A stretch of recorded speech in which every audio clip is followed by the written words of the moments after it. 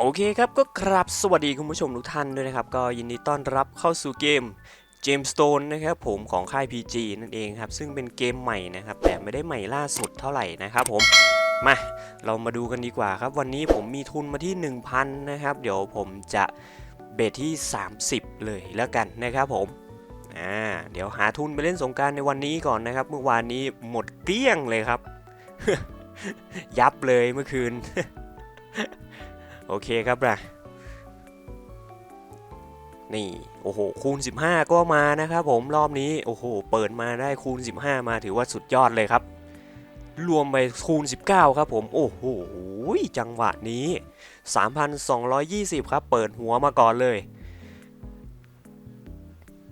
ตอนนี้ก็ 4,000 แล้วนะครับผมมาต่อไปเลยแล้วกันนะครับซึ่งความพิเศษของเกมนี้ก็จะมีตัวคูณที่อยู่ด้านล่างนะครับเห็นไหมครับถ้าเผื่อคอมโบมันเข้าที่ช่องของตัวคูณตัวไหนนั้นตัวคูณตัวนั้นก็จะค่อยๆเปิดเรื่อยๆนะครับผมจนกว่าตัวคูณจะออกมานะครับ1,800ครับเบาๆครับผมไปกันต่อครับ 5,000 แล้วตอนนี้โอ้โหมาดีมาดีโอ้โหมีแต่คูณ2อ่ะ นี่ครับผมถ้าเผื่อมันไม่ไปถ้าเผื่อคอมโบมันไม่ไปแตกอยู่ตรงช่องตัวคูณตัวไหนมันก็จะไม่มีตัวคูณออกมานะครับผมนี่มาสิมาสิไหลไปสวยงามครับจังหวะนี้ไหลไปอีกยาวๆไปยาวๆไปคูณ9ครับผม154คูณ9ครับไปครับผม1,390ครับจังหวะนี้มาไปกันต่อครับผมเดี๋ยวเพิ่มเบ็ดเลยแล้วกันนะครับไปที่เบ็ด80เลย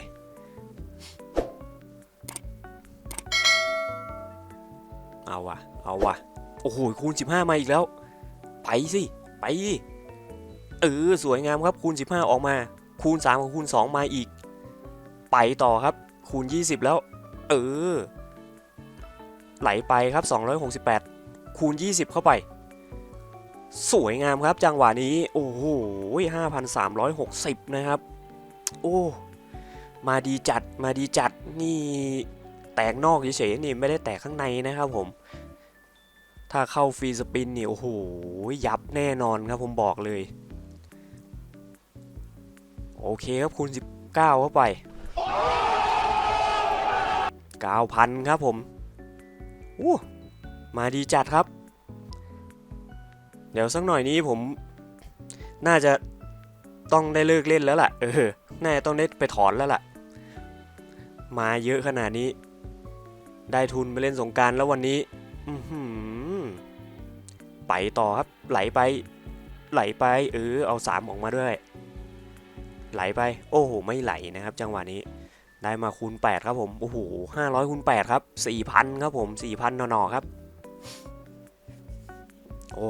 เมื่อคืนหนักไปหน่อยครับขออภัยนะครับเสียงเลยเป็นเพี้ยนแปลกๆหน่อยโอเคมาขอ 30,000 สิจะถึงไหม 30,000 จะถึงไหม 30,000 จะถึงไหมไปอีกโอเคครับผมถึง 30,000 เป็นที่เรียบร้อยนะครับผมเป็นยังไงกันบ้างครับสำหรับเกม Gemstone นะครับผมของค่าย PG นะครับเป็นเกมที่ไหลดีมากแตกดีสุดๆครับผมโอเคครับผมก็ก่อนจะจากกันไปก็ฝากกดไลค์กด Subscribe ช่องผมเพื่อเป็นกำลังใจให้ผมทำคลิปต่อไปด้วยแล้วกันนะครับผมไว้เจอกันใหม่คลิปหน้าสำหรับวันนี้ขอตัวไปเล่นน้ำสงกรานต์ก่อนนะครับผม